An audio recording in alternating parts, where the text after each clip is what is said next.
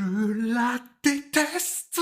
Aujourd'hui, on va parler de l'événement horrifique du mois de juillet, Bring Her Back de Michael et Danny Philippou. Oui, en France, c'est substitution, mais je trouve le titre complètement débile. Alors, qu'est-ce que ça raconte? On va suivre deux demi-frères et sœurs qui s'appellent Piper et Andy et leur papa est décédé. À ce moment-là, ils vont donc se faire adopter par une femme qui s'appelle Laura et qui cache de grands secrets. Alors, le nom des Philippou ne vous est peut-être pas inconnu parce qu'ils ont sorti il y a quelques années le film La Main qui avait fait grand bruit. À juste titre d'ailleurs parce qu'en tant que premier film, c'est quand même une prouesse assez dingue. Bring Her Back est donc leur nouveau film et le premier truc sur lequel j'aimerais revenir, c'est leur mise en scène. Elle est pas toujours tape à l'œil mais ils prennent le soin de bien s'en servir pour dévoiler les différents éléments du film. Parce que oui, pendant longtemps, le film va essayer de brouiller les pistes et être très flou sur ce qu'il raconte vraiment. Mais chaque élément qui va nous faire comprendre ce qu'il se passe justement par la mise en scène. À part quand on dévoile le poteau rose, là c'est très frontal et un peu maladroit, mais bon, fallait bien avancer. Mais en tout cas, c'est une prouesse qu'on fait que trop rarement dans le cinéma d'horreur actuel, c'est-à-dire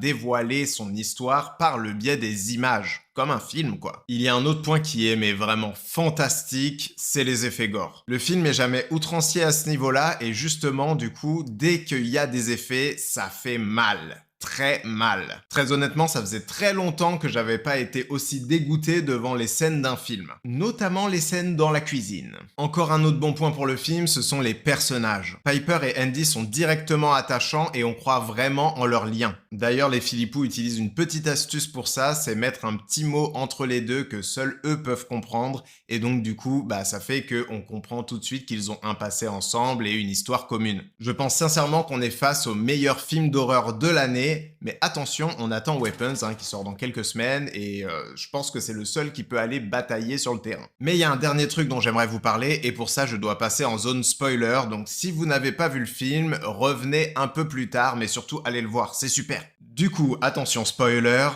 putain, qu'est-ce que je déteste le personnage de Laura! Alors évidemment, les réalisateurs essayent de mettre des petits points de compassion, mais je suis désolé, elle est tellement sadique et malveillante que je ne peux absolument pas m'attacher à elle. Je vous jure, la plupart des notes que j'ai là, c'est « Putain, mais quand est-ce qu'elle crève ?» Et d'ailleurs, sur la fin, du coup, ils essayent de jouer sur la compassion envers le personnage, et je suis pas du tout d'accord, Moi, je veux qu'elle meure, elle a fait trop de mal. Mais attention, pour moi, c'est une bonne chose, d'avoir un antagoniste qu'on déteste autant, en tout cas moi, je trouve ça vraiment plaisant et surtout pour les personnages principaux, ça donne une motivation en plus aux spectateurs de les suivre. Donc voilà, gros coup de cœur pour moi, j'ai hâte d'avoir vos avis, je les lis en commentaire et je vous réponds, donc n'hésitez pas et surtout n'oubliez pas que tout ça, ce n'est que mon avis, faites-vous le vôtre, à bientôt!